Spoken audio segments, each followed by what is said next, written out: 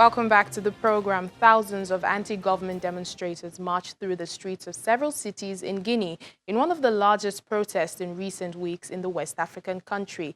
At least 12 people are reported to have been injured in the city of Kankan, where protesters clashed with supporters of President Alpha Condé.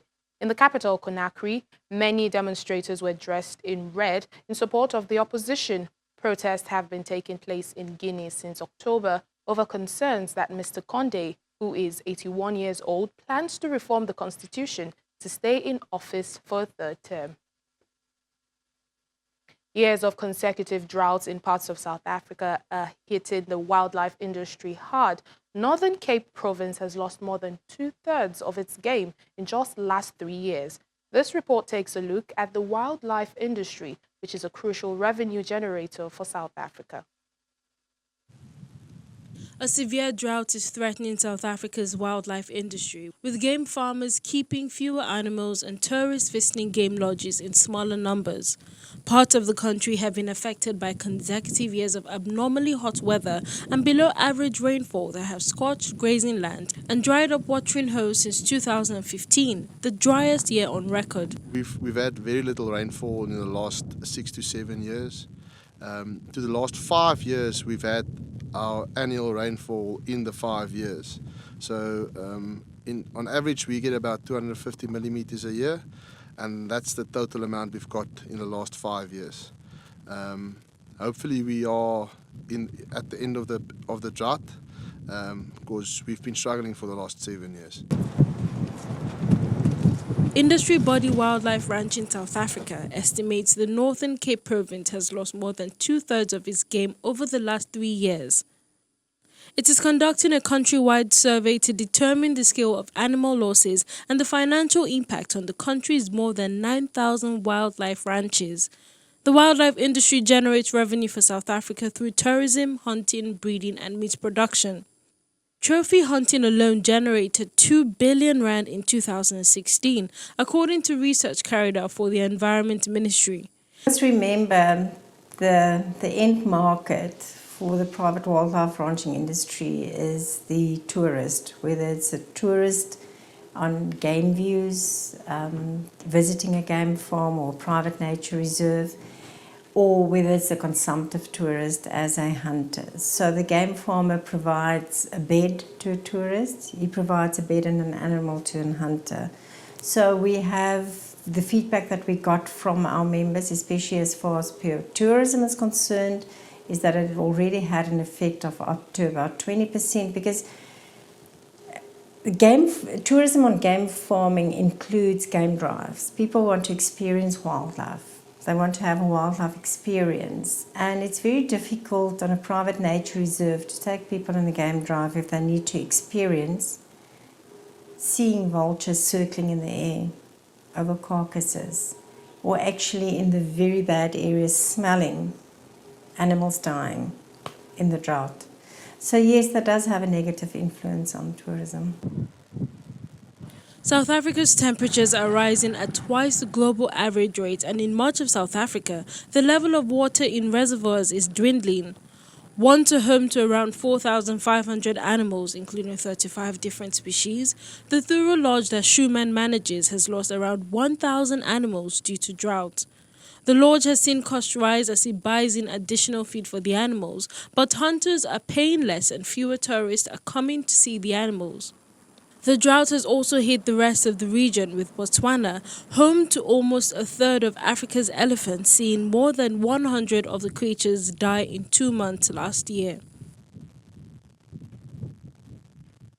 Malian fashion designer Namisa Terra is one of a few women entrepreneurs succeeding in the country's challenging business environment. She produces clothes that are 100% made in Mali, a fashion statement that is gaining ground amongst the citizens.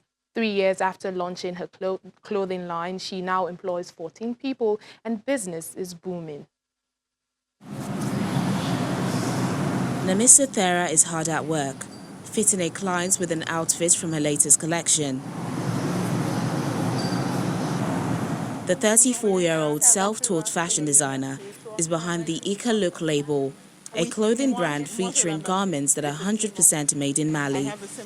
She's one of the few women entrepreneurs succeeding in the country's challenging business environment.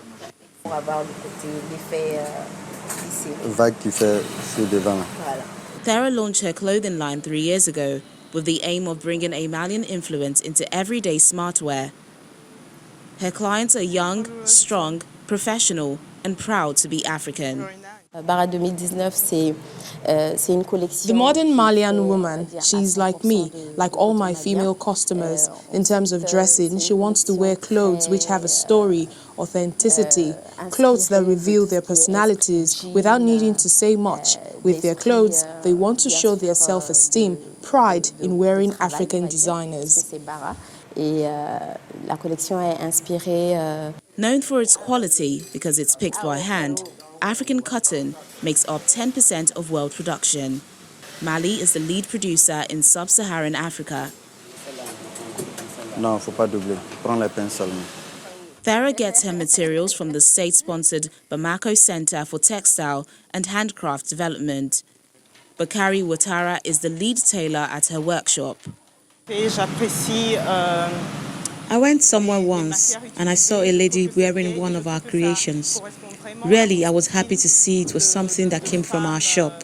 I was far from here and I saw that and thought, this is great.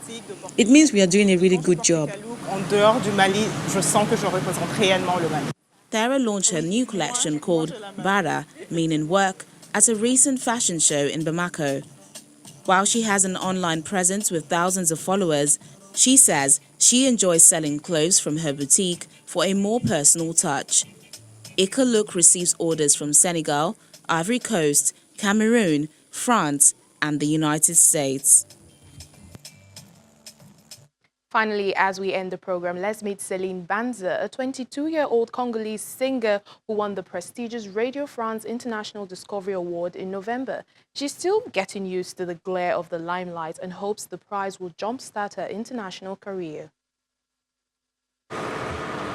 Congolese singer Celine Banza is still getting used to the glare of the limelight after winning the prestigious Radio France International Discoveries Music Award in November, which celebrates African artists.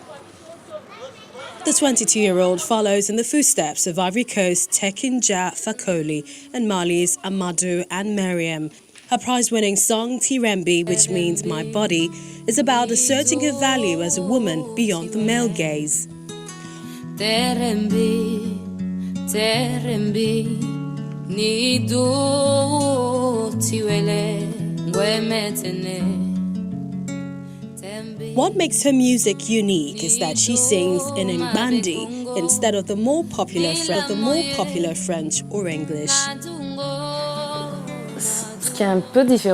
What is a bit different is that I sing in my native language. I sing in Mbandi. I'm from the equator, north of Ubangi. I chose to sing in my language because I'm from there. And it's a way for me to introduce my culture, where I come from, our identity, and that's the difference. Congo has a long-established reputation as a center of musical innovation. Much of its music since independence draws inspiration from Cuban rumba, and it's echoed in Banza's melodies. By winning the award, she will now have the opportunity to tour Africa and perform on stage in Paris, which she hopes will be a major launching pad for her musical career.